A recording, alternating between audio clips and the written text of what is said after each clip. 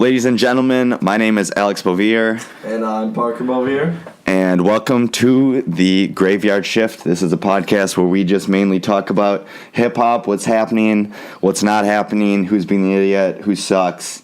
That's good. Yeah, we make That's bad. Exactly. We basically say stuff that we're probably don't have any right to say, but whatever. A little closer. So we're just going to hop right into it today because the week has been hot in the worst way possible.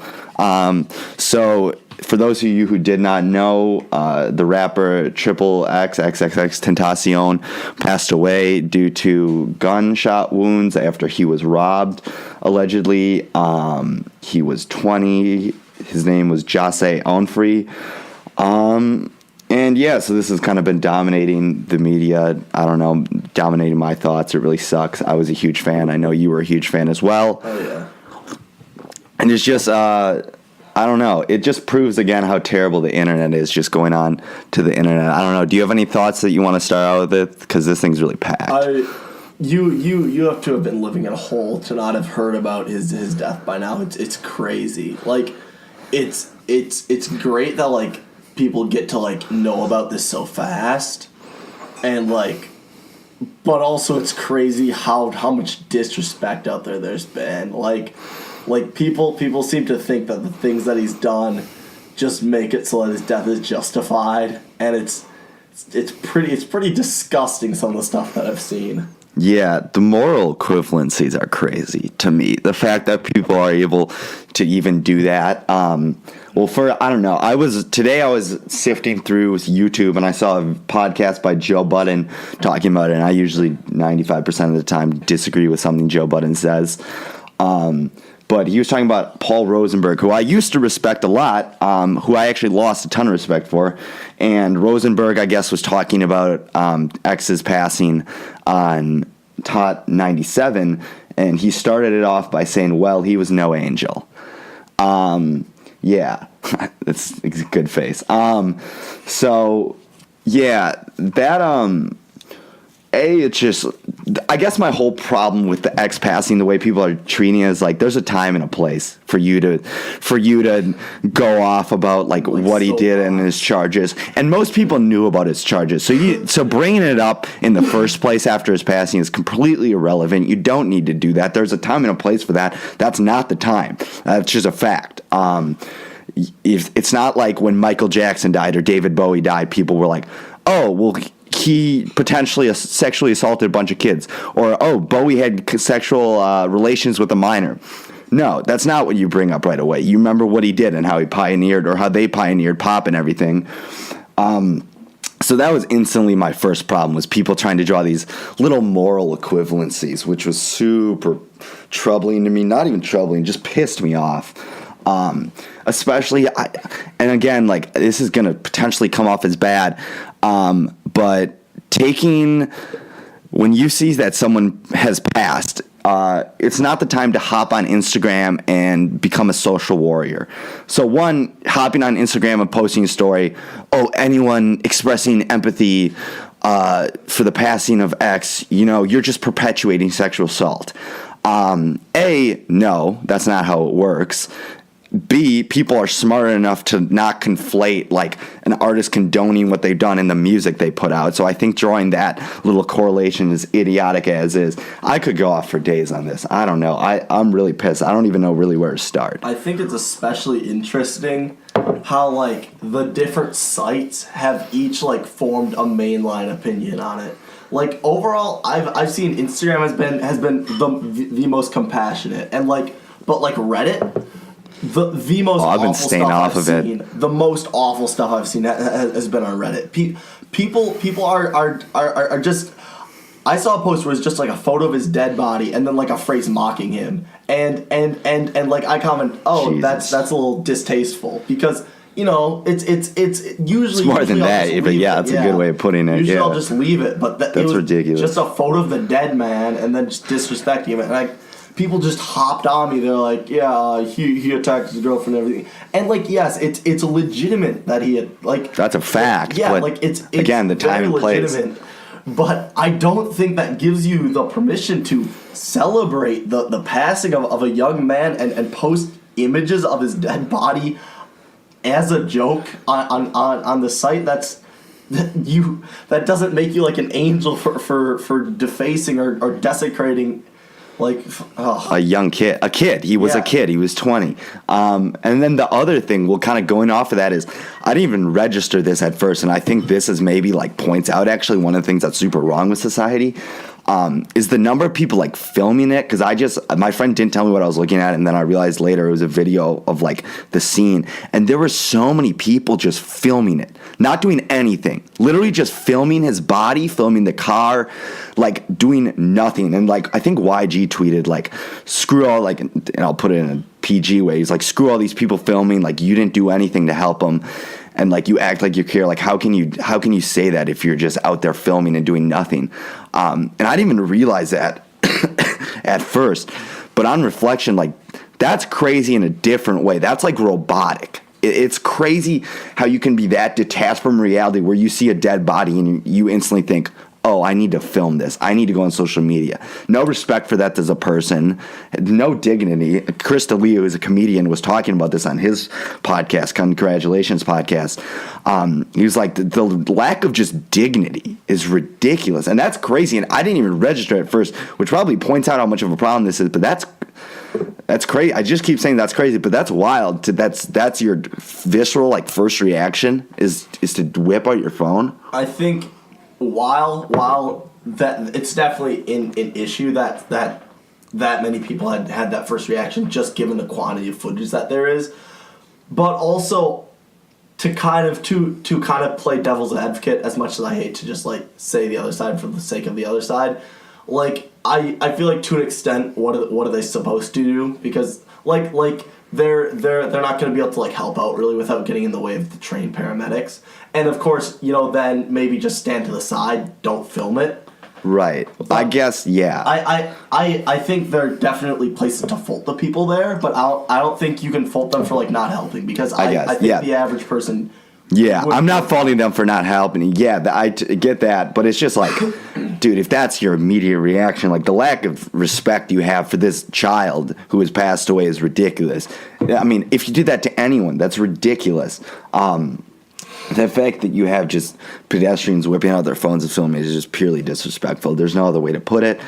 I mean, yeah, the internet has just been a cesspool. It's terrible. I hate the internet already, and that's just so general and cliche, but it sucks. Everyone just gets away with saying the worst stuff ever. And I just, there's a time and place for everything, and I think the lack of like that realization and people just picking and choosing their issues to jump on this kid right after he's died to bring up his charges, which yes are terrible. Again, there's a time and a place. Just like not recognizing that, and then taking this big strong moral stance, like, he was a horrible person, blah blah blah blah blah. Like there's so much, the ridiculousness of that statement in and of itself, when I guarantee half these people are supporting artists who have done terrible things. And imagine if someone right after David Bowie had passed had been like, anyone tweeting their condolences for David Bowie and his family is just perpetuating sexual assault. Shut the hell up. Yeah, that's ridiculous. Like put it into context. It's ridiculous. And to think that people are condoning his charges, and to think that he taught kids that you can get away with sexual assault and that's fine. Anyone who took that message from his music or what he did, he didn't even talk about that in his music. He never said anything that was pro-sexual assault in the first place, if you really want to get specific with it. And anyone who took that away from his music is frankly an idiot. And I don't think anyone took that from his music. If you see the influence he had on rappers, the internet blew up with, I don't want to call them SoundCloud rappers, but a lot of these rappers who did kind of originate in SoundCloud, because that is where you... It's not as much a derogatory term as it is just a descriptor. Yeah, right. They're literally beginning... There's nothing bad about that. It's a site that encourages people who are just starting out, and that's laudable. People shouldn't be insulted. Exactly. And so, like, I mean, Wi-Fi's Funeral, Ski Mask, like, Suicide Boys. I mean, I could just go on, and you even had big names, which I thought was somewhat superficial, but guys like Offset, Rich Chick, like, it goes on and on. He was such an influential character in the SoundCloud community. And I think for me, what set X apart from everyone else is he's the first rapper that I ever listened to in my life where it was like, oh, you don't just have to do rap. Like, I feel like a lot of the, like, rappers are like, you know, this is like how, or this is my style, or this is like, it's kind of that tight beat idea. I would draw that parallel almost to Kanye. And I mean, yes, it's a bit tenuous, but like everything Kanye did redefined rap. Like Kanye completely changed up, and we don't see that total full scale revolution with X, but he busted the mold wide open. Yeah, it's a repetition to a degree because his stuff, it was just so different. It was so much like a departure, and so many people, I think, like you, had that realization. Rap doesn't have to be like this. Rap can be this whole other thing that he's presenting us. Right, because if you listen to 17, which was kind of one of his biggest albums, the sheer variety on that album is crazy. And even when he's rapping, like what he does with beats, and how he's able to intertwine kind of these acoustic elements and the guitar, and like just sad and soulful and like super, he connected, I think, with his, and I think that's one of the reasons, like I kind of felt like I knew him, and obviously we didn't know him, and I think Tory Lanez has a point about this, had a brief point about this, but it's like I felt like I knew him even though I didn't, because his lyrics and what he was talking about was so introspective and in depth, and just like kind of exposing himself, like, hey, this is who I am, like this is what I'm struggling with. Like he was a massive mental health advocate, and I feel like that's also another thing that's being lost. Like what this guy did, he really was trying to, after all his charges, he really was trying to change. He really was trying to spread positivity. He was throwing these charity events. The last thing on his Instagram story was announcing that he was holding a charity event, which I hate to be the one who like waves around as like, oh, charity event, he's a change man, but it wasn't just this. This was part of a larger trend. But it's the point, exactly. Yeah. He was trying to progress, and this goes back to a great tweet that I'm going to point out right now by Jadena, who's another rapper.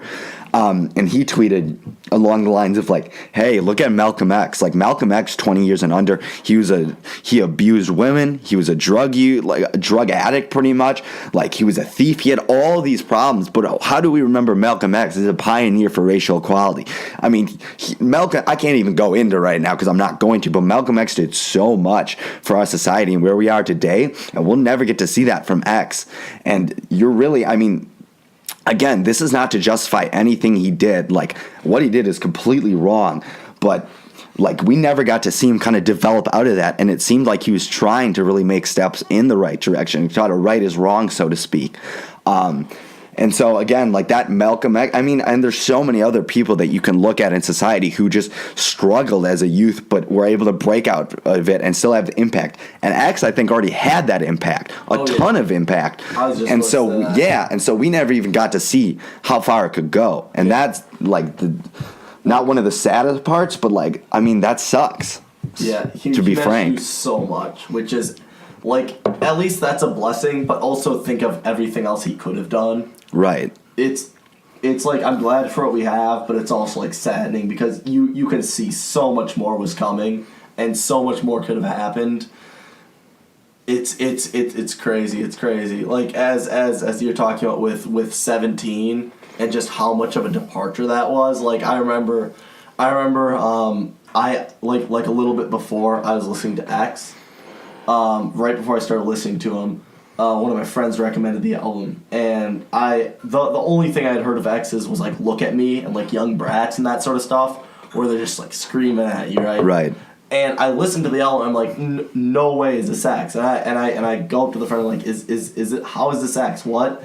And he just says vocal range, like range, like he had that ability. It was crazy how much like. There was such a duality to everything he did. Exactly. Yeah, and that's like, I played his music for one of my friends who kind of just knew him as like the hardcore, like super like Young Brats, and like you're talking about like these super kind of like intense, like almost rage-filled songs. But yeah, I played him like Jocelyn Flores, and he's like, no, this can't like be the same person. Yeah, and so like I think it is departure from the norm in a way he kind of just like reshaped music for a lot of these like rappers who are super influenced by him, and they were his own age. Like he was such a charismatic individual. I mean, it's wild. It's wild to see the impact he had, and to see the impact that he potentially could have had. It sucks. I mean, and again, he was just a kid, and you have all these people trying to draw these moral equivalencies and picking and choosing kind of their issues. And that's my big problem with that is, instead of how about making an Instagram caption and belittling this kid who has just passed away, do something. Go donate to a nonprofit that helps victims of sexual assault.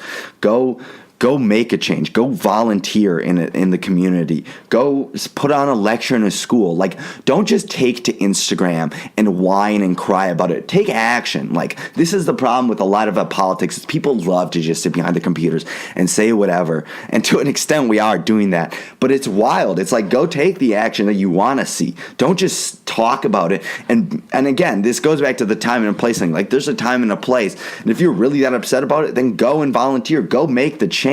But don't come at his fans and act like they're satanic for supporting someone who impacted the lives, because he impacted my life, he impacted your life, he impacted millions across the globe, if not billions. So it's just wild to see the ignorance from some of these people. I feel like if you're truly driven to say something about it and like that's how you take the action, put the thought behind what you say, put the research, put actual like coherent thoughts, because I've just gotten sick of the amount of posts where it's like, oh, he attacked his girlfriend with a barbecue fork. Oh, he's an awful person. Like, first off, that first thing has just been brandished about so much in the past few days, and it didn't even happen in itself, which just makes it even more ridiculous that people just latch onto this. But like, it's ridiculous how little people are willing to actually think before they say something that's just going to be out there forever. And like, I feel like what we're doing right now has merit because we're actually putting thought, we're putting legitimate reasoning and thought behind our words, and that's what makes the impact. That's what changes how somebody's going to be remembered. I feel like maybe the kind of debate on how X is going to be remembered is being settled right now with words. Maybe not here per se, because that would be a bit presumptuous, but I would say all over. Right, yeah, no, the outpouring of like support from the community, not even just the rap community, but like the music community in general, has been mind-blowing. And I think the hard part too is like, people, if you see him like supporting what he did on a musical level, like on a sonic level, on a production level, people then are like, well, you support sexual assault. And it's like, how many times do I have to say like that, like, I don't support this, like, which is just common sense. Like, anyone with morality would agree like that's wrong. So I shouldn't have to like I don't even want to say myself, but like his fans like shouldn't have to be taking the backlash they're taking for just supporting his music.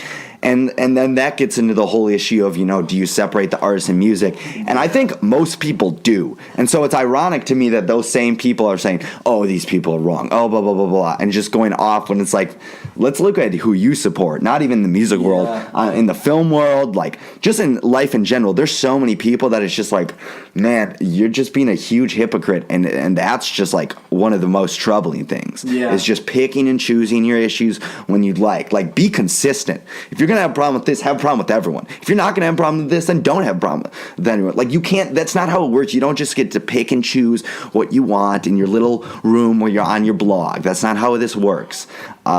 It's just nuts. I don't know. I don't have much more to say about this. I'm just getting really bent out of shape about it. You have any closing thoughts on it? I guess I would just say don't be like a jerk to any of his fans. Like, because I do just respect the grief. Respect the mourning. Alex said, I feel like a lot of people just have heard about X due to his passing and then just find out what he did, or like what, like they didn't even know who he was. Yeah, exactly. And then they come in. They just use the fans as like a straw man. They're like, oh, take all this anger, all this hypocritical anger that I have, and like not everyone's like that, but the people who are loud. Yeah. and they're obnoxious, and they're making it already harder for a group of people that's already had just an incredibly rough time recently. So just think before you speak. And from a familial standpoint too, like I can't imagine being his family and like seeing this stuff. Oh my God, like that's your son, that's a child, like. Yeah, like you raised him, and like you see this horrible stuff being posted on the Instagram, this horrible stuff being said, or you have the Rosenbergs coming out. Well, he was no angel. Like, dude, good Lord, just be respectful, man. Like, holy cow, at least show some shred of respect for a child who just passed away. Like that's a kid. Yeah, Lord. That's wild. But we'll wrap up that topic. R.I.P. X, and R.I.P. also Jimmy Walpo. I think I'm saying his name right.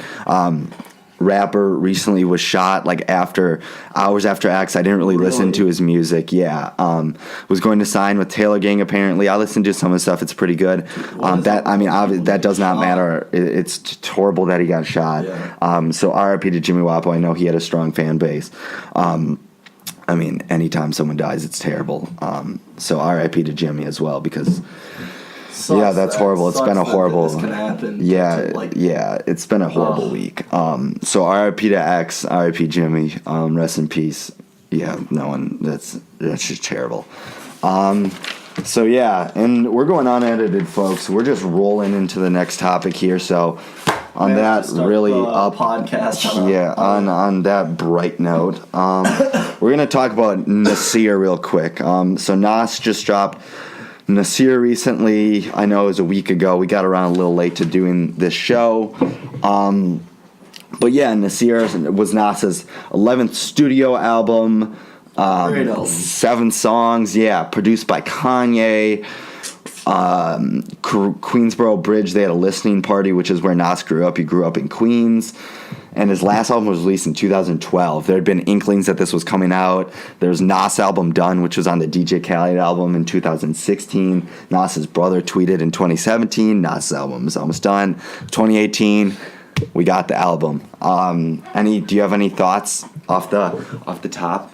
It's really nice. I gotta say. Nas was a I don't like usually listen to Nas. I don't like have a habit of listening to Nas, but I was impressed. Like, first off, just Kanye producing like that was what like piqued my interest, because as like almost anybody knows, Kanye is a more than competent producer, and like.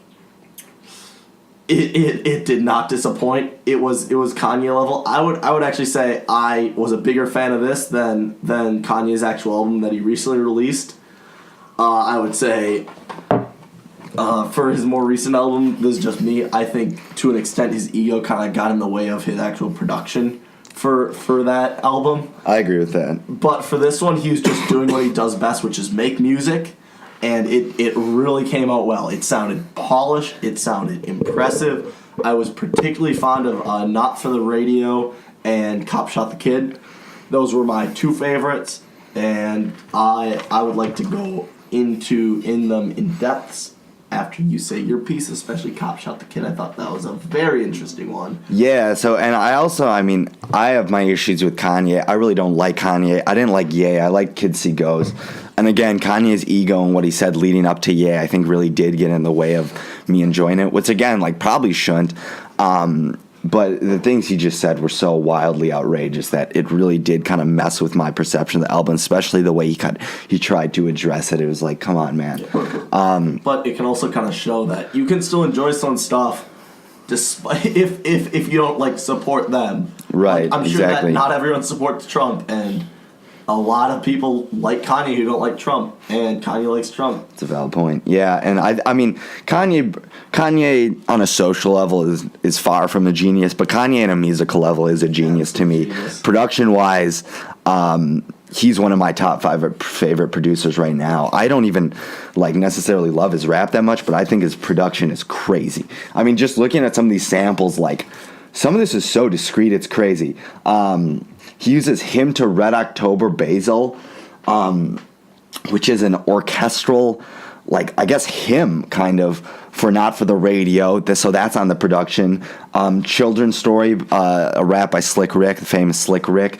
That's the sample for Cop Shot the Kid. When it's going Cop Shot the Kid, Cop Shot the Kid. That's the sample. And then they use also Richard Pryor 1973 Craps album with the opening where he's talking about running from the cops. So I thought that was just genius how they kind of worked that in. They have a prison Iranian pop song they sample called Prison Song on White Label. Bonjour samples Paid in Full, the movie, and samples Indian dance music. There are a lot of like Persian, Iranian, kind of like Indian influences production-wise on this. Some super discreet tracks, which Kanye has actually used in the past in a couple of songs. But he used a lot of those in this. And so it was super eclectic in that way. He was drawing from so many influences. And I think that's one of the best things Kanye does is kind of integrating all these influences into his production and into his songs. But yeah, I was a huge fan of the production on that level. Yeah, it was very impressive. I would say that is like one of the first Kanye like things that I've heard recently where I can really make the connections back to like terrible dark twisted fantasy. What was it, right? Yeah, My like, Beautiful Dark Twisted Fantasy. Yeah, it's on that level. It's very impressive, and you can really tell that Kanye was kind of at his best with this album. Yeah, and just the way they structure them, I thought was really interesting. So Kanye tweeted out on June 11th the Urban Dictionary for the 7 sins, 7 deadly sins in the Bible, which are pride, wrath, gluttony, lust, greed, sloth, and envy. And if you look at it, pretty much every one of Nas's songs, because it is a 7-album song like every other good music released this summer, relates to one of the 7 sins, which is genius. And it kind of goes back. There's a rapper named Maxo Cream. He's a great rapper. Go listen to him if you haven't. He has a song, one of his most popular songs is called Roaches. And in the song Roaches, he has a line where he says, quote, let me try to find it. It kind of leads into, and he says something to along the lines of, back when music was filled with content and metaphors, like rapping about SoundCloud rappers and how, like, kind of the distaste for them. And I think that line applies perfectly to Nas's album because there are so many metaphors, so many things, like each line you can dissect, and there's so much happening that it was always overwhelming to try to like analyze and look into this album, which is great. And I'd love to see that because there is so much content-less rap, and I think this really did have content and this really did have meaning. I mean, you can just even look at the various quotes from this and like kind of align them with the themes. So you have on White Label, which is talking about gluttony, as the line, what you love can kill you like a heart physician who dies from a heart attack. Like just these plays on words, on simple things, which is about the sin of, I believe, envy. And he raps, never sold a record for a beat. It's my verses they purchase. Without production, I'm worthless. Like, how this relates to envy, or like you can draw each one of the sins to kind of within his album, and that's crazy and that's cool. And I love these albums that have themes or kind of these overarching themes where you can look in on a micro level and kind of dissect it. And so I thought that was one of the really cool things, in my opinion, as well, about the Nas album. Yeah, it's just great to be able to see an album that's well thought out and sounds good. Like just like thoughtlessly, you can listen to the songs like over and over. They just sound enjoy them, good. Yeah, right. But you can also like actually listen through them to get meaning, and like it's great because it's for everybody, no matter how you want to enjoy the music. Right, but that's a good point. It's also great. I think he tackles the issue of racism and discrimination really tastefully and really well. Right. Just because like that's a super prevalent thing, especially in American society. Well, with all the shootings of unarmed black men, completely pertinent. And like with like the right like being so prevalent right now, like there's this common like thread where people think like, all right, you know, we're done with like being politically correct. We're done with like atoning for like racism. We're behind that, and it's just such a like clean, poignant reminder that like this stuff is not behind us. Yeah, don't forget, this is still happening. This was happening not like 30, 40 years ago. It's still happening today to some degree. Right. Admittedly, we've made strides, but this stuff is this was like our lifetime, our parents' lifetime.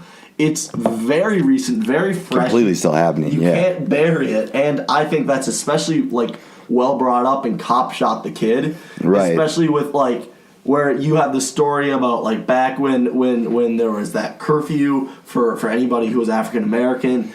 And black kids were just so much more likely to get shot, and how you just had to watch out for the police and sort of like look to them, and like especially with like all the Black Lives Matter protests based on all those police shootings recently, it works so well. It's such and the repeating like beat of Cop Shot the Kid with the repetition, like it keeps happening. Right. You know, with the line Cop Shot the Kid, same old same, referencing the repeating beat, referencing how it's just a cycle and it keeps happening. Like it's such a good reminder that this isn't linear. We haven't moved past it. There's a way to go. Right. Yeah, and I apologize for coughing so much. I have a bit of a cold. Probably by my deep, soothing voice. Yeah, right. No, I think that's a good point, and I think, two of my favorite lines from the album come from Cop Shot the Kid. So the first one is, white kids are brought in alive, black kids get hit with like 5. And then the other one, this is hands down my favorite one, is, reminds me of Emmett Till, let's remind him what Cap kneels. Just the way he's able to work in, these old references and then relate it to the new and how this is something that's still happening, like you said, is crazy to me. And I think kind of that's why I took exception with kind of some of these reviews, which I really thought were kind of undermining Nas's rap and the statements. So there's a lot of reviews like along the lines of, well, how can Nas say this and have Kanye on the production, like after what Kanye said, and it's so terrible. And I don't hate, but I do not like Kanye, and I've been pretty vehement about that. But I think you really undermine Nas and what he's trying to do when you do that, and you take away from the album, because Kanye, put Nas in the shadow, right? Like if you want to get mad about it, I guess get mad about the Kanye feature, and like if he said anything, his feature on Cop Shot the Kid is good and it's relevant. And so I really thought a lot of these people kind of undermined what Nas was trying to do when they took exception with Kanye producing. And again, it's kind of like the thing where it's like, man, you have friends from all different viewpoints, all different like colors, all different cultures.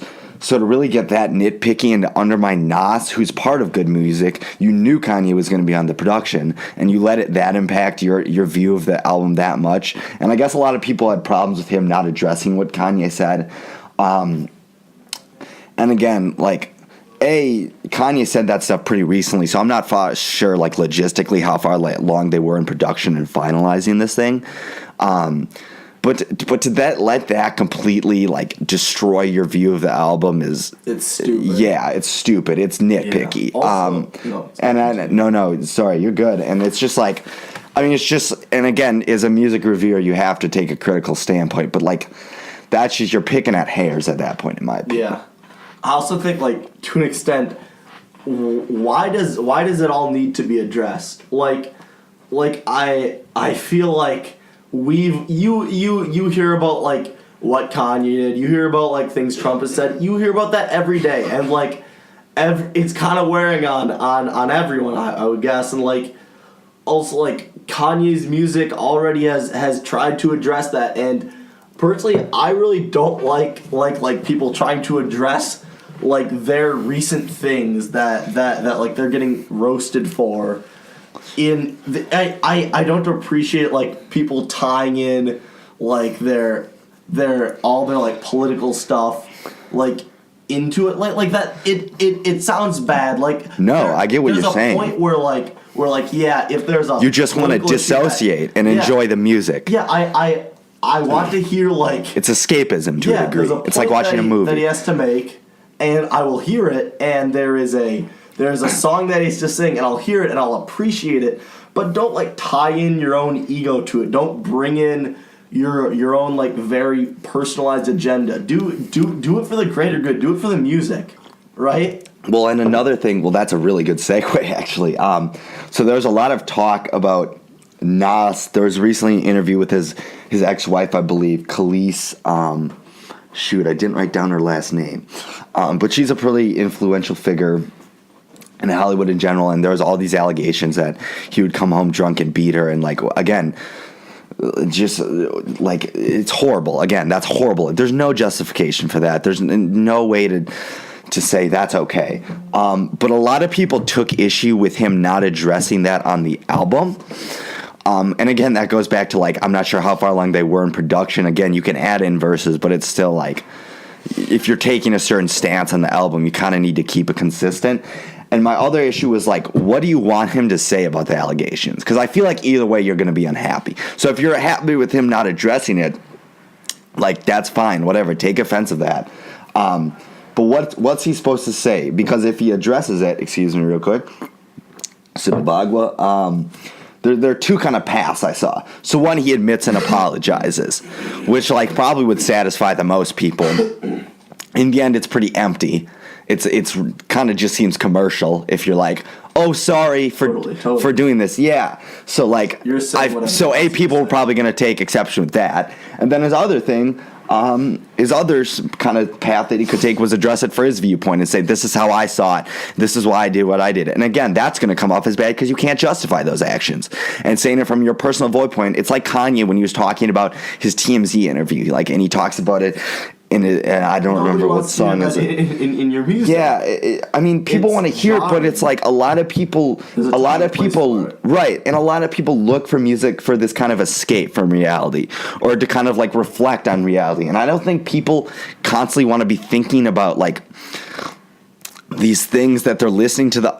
It's just, I don't know how to articulate it well, but it's a form of escapism for a lot of people. And so I think you turn a lot of people off by talking about that, especially if it doesn't actually apply. Like, if he had a song that applied to his personal life or his family or something and address it, like, that's fitting. But there was no real place in the album where it's like, oh, he should address this for sure. That's why I feel like my main issue with that. It would be so jarring and just so off topic from, like, his main idea of, like, black oppression throughout the years. It would make his message less powerful if he just randomly addresses this. It would be stupid. It seems superficial. It would defeat what is currently a very powerful and very well thought out piece about racism in America. Right, and he should completely, like, comment on the allegations, completely apologize if he hasn't done so already. I haven't really been paying attention. But again, it kind of goes back to there's a time and a place, and I think kind of just throwing that into the article in, like, a half-assed way is just not. It's gonna leave. It's worse. Yeah, it's almost worse in my mind than not addressing it. And then another review I saw that I kind of took exception with was some guy named DJ Booth, or some website called DJ Booth, and the guy has a quote along the lines of, Nasir is what I imagine 444, Jay-Z's most kind of, or not most reason, because he just released the album with Beyonce, but 444, Jay-Z's album, he said, Nasir is what 444 would have been if it didn't share personal details instead of Nas focusing on luxury, lifestyle, lyricism, and social community. What more do you want, dude? Like, holy crap. Luxury, lifestyle, lyricism, and social commentary? Like, dude, what? Like, that's the only note I have on that is, like, it's rare to even see someone in today's rap culture even have the social commentary and have the lyricism. Like, those two paired together is rare as is. And then you're also getting this overarching theme of the 7 deadly sins, which it seems like this dude completely missed the bill on. And it's just like, dude, what more do you want? Like, holy crap. Like, he addresses so much, he just doesn't go into personal details. And again, that goes to the escapism thing. Dude, I don't want this. And, like, that's really respectable that he refrains from doing that in my that's laudable. Like it's like you're asking for something that really, like, isn't reasonable at all. And dude. That's ridiculous. Yeah, it's you want, like, it's crazy. Like, what more do you want? I get he didn't add in the personal touch. I fairly didn't think it fit that well with the album's theme. He probably could have integrated it. But it's like, dude, like, the lifestyle, the lyricism, the social commentary, like, dude, how high? Like, imagine, and I don't want to like throw anyone on the bus, but just because I'm gonna throw like Lil Pump as an example, dude. Like, you can't just kind of divide rappers and judge them on like the niche they fit into. Like, so what I mean for that is like, I feel like Good Music and Kanye and Pusha T and all the guys at Good Music kind of have this rep for having, you know, really in-depth lyrics and really kind of going in on their personal issues or whatever's happening. And they have these super intricate lyrics and they have these social commentaries. And then you kind of have the Lil Pump side, which has value in itself, which is like kind of these like overblown beats and this aggressiveness and this kind of like emotional, almost like release. It's almost cathartic, or to me at least it is. I will put Lil Pump at the forefront. Oh yeah, no, I'm not saying no. I'm not putting him at the forefront of that group at all. But I feel like in my opinion, he's not at all. But I feel like a lot of people do put him at the forefront of that group, and they're like, oh, he's really. Or I mean, I don't know. Who's another example? Like there are plenty of examples, but I feel like people kind of divide and then judge based on like who that group is versus like look at rap in general right now, man. Nasir is one of the top albums like released in a long time. Oh, yeah. If you're looking at like the current status of rap and whatnot, and not to say the current status of rap is bad, it's just changing. But still, man, that's a really quality track. And if you look at like other stuff that's been released lyrically, like social commentary wise, like there are few albums that match up to Nasir. Yeah, right, exactly. So that's kind of my other problem is like kind of just judging rappers on like who they belong to instead of like looking at what is this doing for rap community, like what is this doing for the culture and whatnot.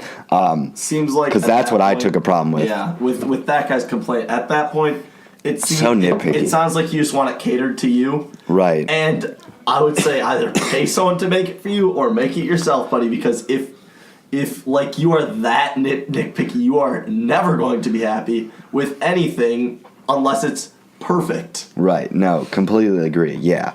And again, like Nas, I know does have kind of a history of like talking about his personal views and like his personal life and upbringing, but like not every album too can be the same. Like the rappers are going to branch off and do what they do. And I guess that was like the other kind of issue I took with that comment, because it's just like, dude, you're really picking at kind of hairs right there, in my opinion. I'm trying to see if I have anything else. Yeah, I don't know. Overall, I really liked the album. I thought the production was great. The variety. Oh, also interesting, just on like an informational level. So the album photo is from Mark Allen. It was taken in 1988, titled Warzone, and it kind of documented, or the album's cover was meant to document the crack epidemic in South Dallas. Excuse me. And so it's interesting. Pitchfork, which is a website, had an interesting quote that was pretty much like Nasir attempts to contextualize the perception of American ghettos and the way police kind of view African American people in this society as told through Nasir's perspective. And that's kind of like draws again to the photo that he used for the album cover. Yeah, and I thought that was a really interesting point too. Like this is coming from Nas's perspective, drawing in these 7 kind of deadly sins, and just with the social commentary and lyricism, like unparalleled. I mean, you can put up Daytona maybe up there. You could put up Kids See Ghosts in terms of good music releases, but like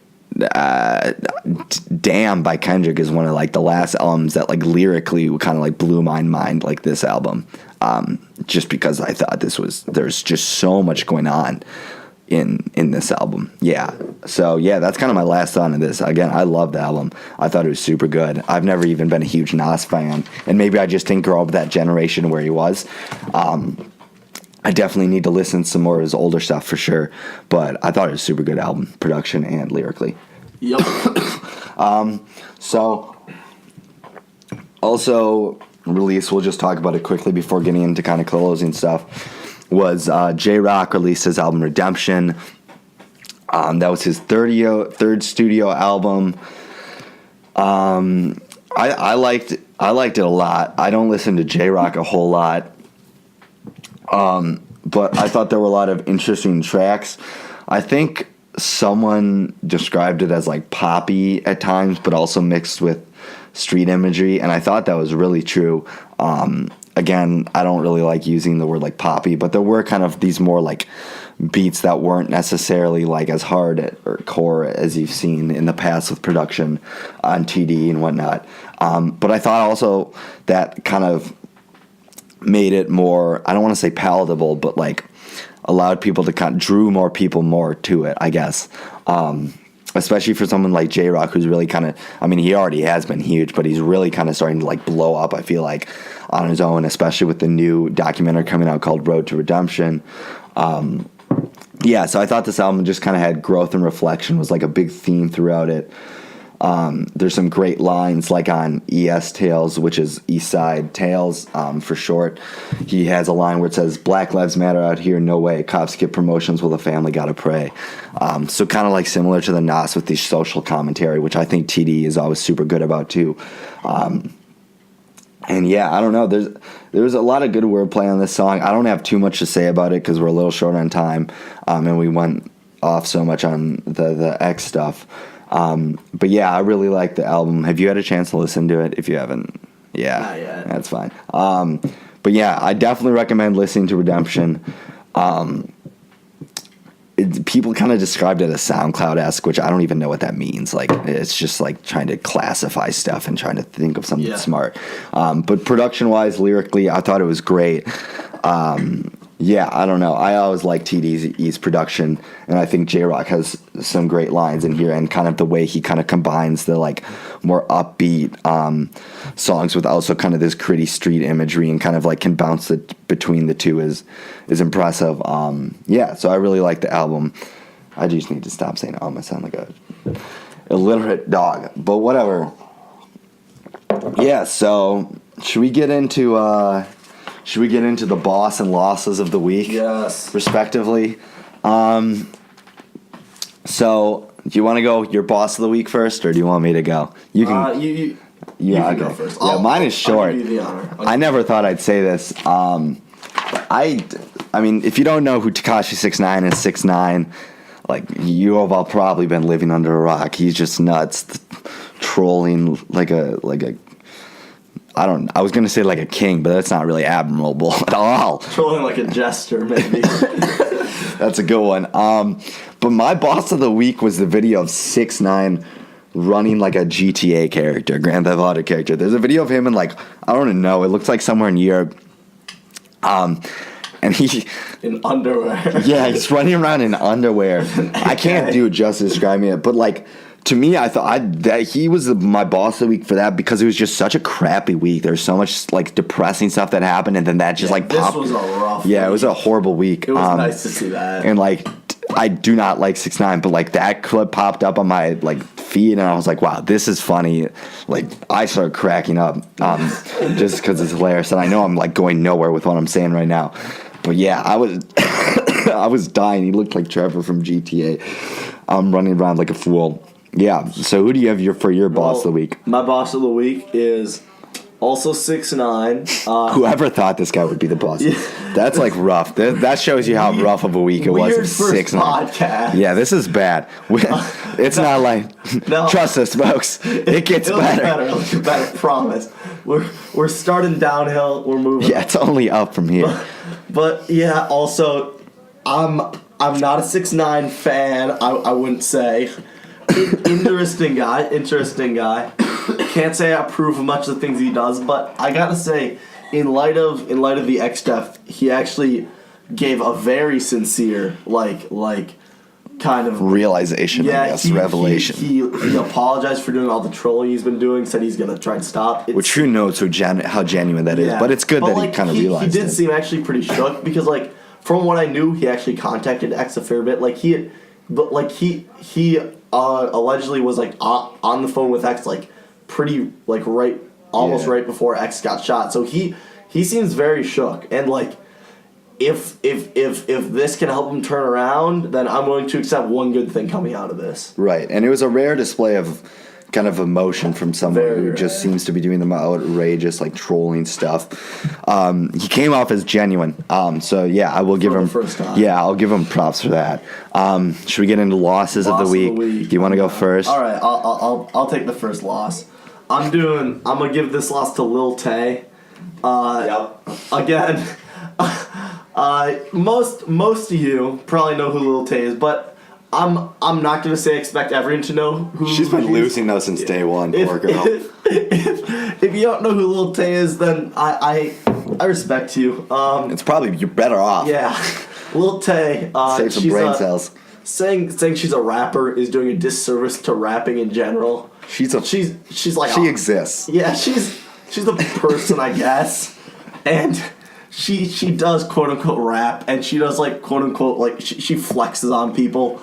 Right. She's like a hype beast, except she's like a 9-year-old girl or something, and kind of I hate to say this, but like nobody really likes her that much. Like nobody's a fan of. I think Lil everyone Tay. knew it was a farce from the rip, and if you can't, like, wow, man, you're living on Mars. But recently, I mean, I'm using recently loosely, but like 15 days ago, so fairly recently, she was just straight up kicked off of Instagram for smoking. Ring got smoking like a video. Yeah, and like, that's bad. Like it's just so stupid. Like her 12. mom and brother are like, wow. Yeah, they're that's something that's like, geez. They're so manipulative. They're quite they're like yeah. Dennis from like Always Sunny, like not funny. Yeah, they're like, horrible. They're just awful people. Yeah. Oh my gosh. Like she was stories. Yeah, it was. it's awful that like you're smoking that young, but like also like she's like it's Lil Tay, so like I'm not surprised. I am disgusted and.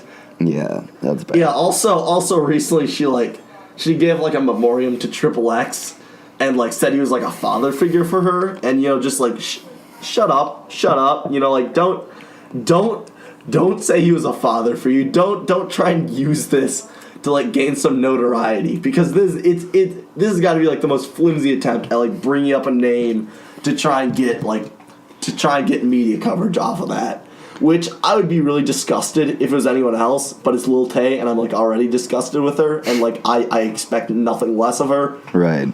But yeah, that's enough. That's enough ripping on Lil Tay. But yeah, she took an L among many other L's. And I don't want to like absolve her responsibility, but she is only 9 too, so I wonder how much of it is her brother and mom, who seemed like real pieces of work when they interviewed them. I mean, her mom, I'm pretty sure, was fired for letting Lil Tay use her. She's 100%. Yeah, she's a realtor, and she was letting her daughter filming all these like outrageous videos with her walking around houses bragging like, oh, I bought this toilet, you don't even have anything. And obviously I'm using the kind wording, but it's just like, wow, yeah, real piece of work. So my loss of the week is Jaden Smith talking about schools training kids for prison. If you haven't seen it, go ahead and watch it. Maybe don't, though.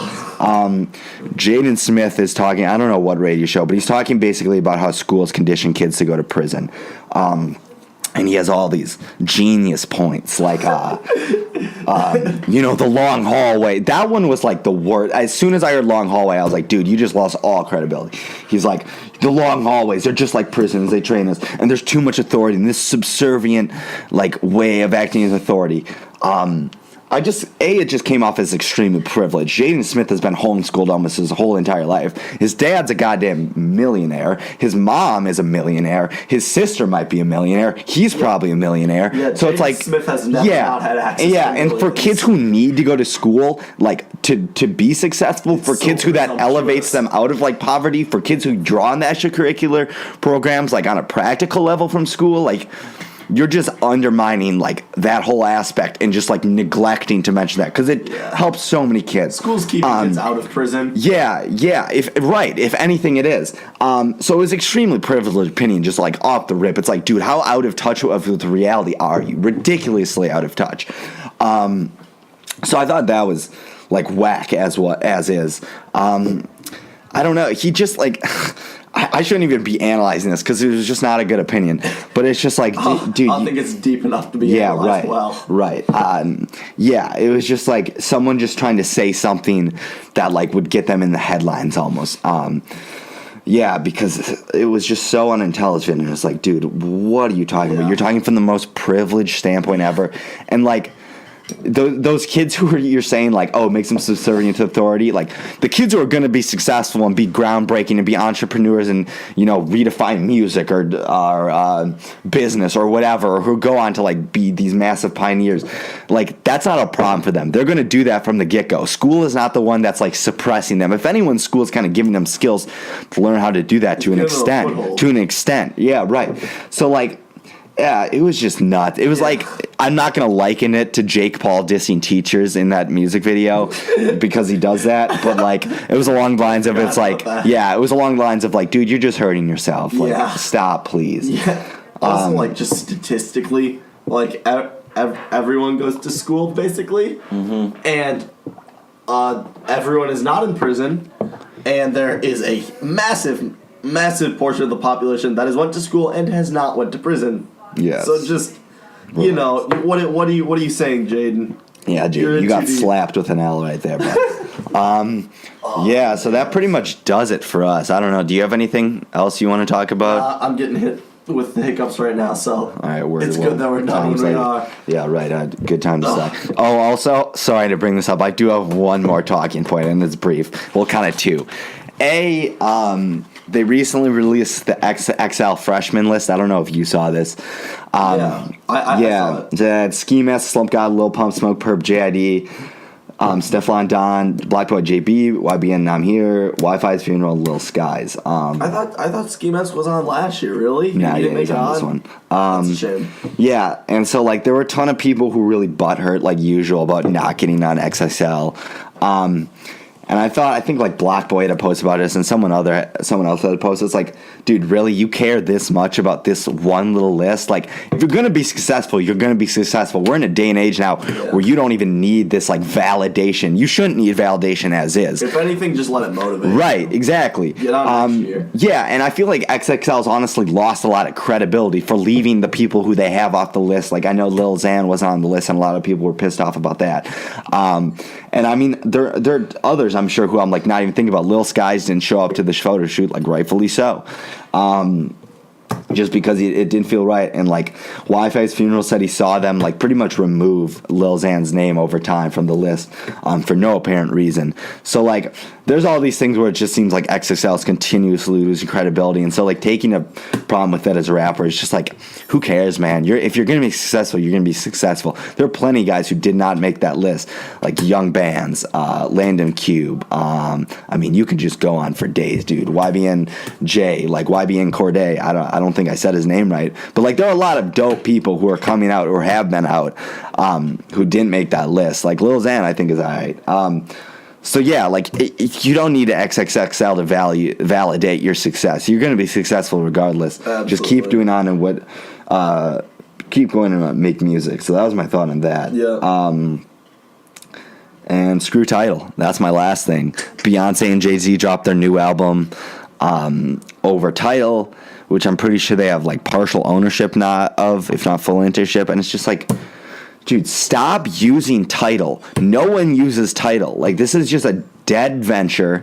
Only people used Tidal when The Life of Pablo came out, and some people free trialed it, and then everyone got rid of it. So you're just beating a dead horse trying to re-release it on Tidal. Snoop Dogg was like, hey man, JC, I love you, but what are you doing? Like, stop. So you know if Snoop Dogg's just coming at you, you're really, you did something to tick off someone. Snoop's like the gatekeeper for like dumb things. I feel like sometimes, like with him and Lil Tay, like you told me about. Oh yeah, the Whoa Vicky thing. Yeah, he'll call you. They're all the same. Yeah, Snoop Dogg I feel like has a pretty high tolerance for BS, and so when he calls you out, it's really just like, dude, come on, snap it together. Yeah, so just screw Tidal. I have nothing productive, I say. My note is just, you're rich, relax. Which is true. You're rich, relax, Jay-Z and Beyonce. Release on Spotify.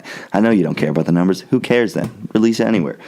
Yeah, that's about it on my end. You have anything else that's jumping around your cerebrum, bruh? Nothing immediately related. I hate myself for saying that. Yeah, I'm hiccuping here. All right, we're gonna wrap this up. We're gonna wrap this up. Upcoming releases. Gunplay is releasing his new album, Active, on Friday, I believe. Tiana Taylor's album is allegedly dropping this week, so that'll be the 5th good music release. Excuse me. YG is releasing Stay Dangerous. That should be good. Lecrae and Zaytoven are releasing Let the Trap Zay. Amen. Best title ever. Good Lord. So if that's any indication. And then Trey the Truth is dropping 48 hours later on the 27th of June. So those are kind of the most recent ones. Oh, and Rick Ross is dropping a new single titled Green Gucci Suit featuring Future tomorrow. So that should be interesting. Way out on the horizon, you have Drake's album Scorpion coming out June 29th. A lot of hype building over that. Anderson .Paak has not released his album release date. If I'm right, I'll believe on that, titled Oxnard Ventura. I'm real hyped for that. Bryson Tiller has yet to release a date for Serenity, which is his album. And Brockhampton actually just announced they're releasing their newest album on Jimmy Kimmel. Yeah, they played a song called Tonya live, and the title of their new album will be The Best Years of Our Life. So, I'm up for that. Brockhampton has made some very, very good music. Yeah, so that's hype. And then Gucci Mane and Quality Control, which is the Migos and Lil Yachty, I believe. There might be some others, so I'm missing. Glacier Boys. We're waiting on that. And Young Thug also released the features for his new album, Slime Language, which will be produced by London on the Track and Wheezy. So I'm stoked for that. Love those two producers. Yeah, that's about it. You have any fleeting thoughts? Nah, just peace. Make someone's day good. How about yeah. That's a little. That's Don't be a piece of crap. Yeah. Don't watch Lil Tay today. Yeah. Yep, I'm Alex Bovere in the studio with the man. Parker over here. And this was the Graveyard Shift. That was a horribly corny ending. But we will be releasing this podcast as soon as possible on iTunes and Spotify and SoundCloud. I don't know. We're going to see what we can Maybe YouTube release. too. Yeah, we're just trying to do stuff here. We'll be releasing episodes every week. Probably not on the same day all the time, but we'll be doing this weekly. So stay tuned. Yeah. Appreciate if you listen to this. And if you didn't, you don't know. So if you know, you know. Like Pusha T says. Peace out, everyone. Thank you for listening. Adios.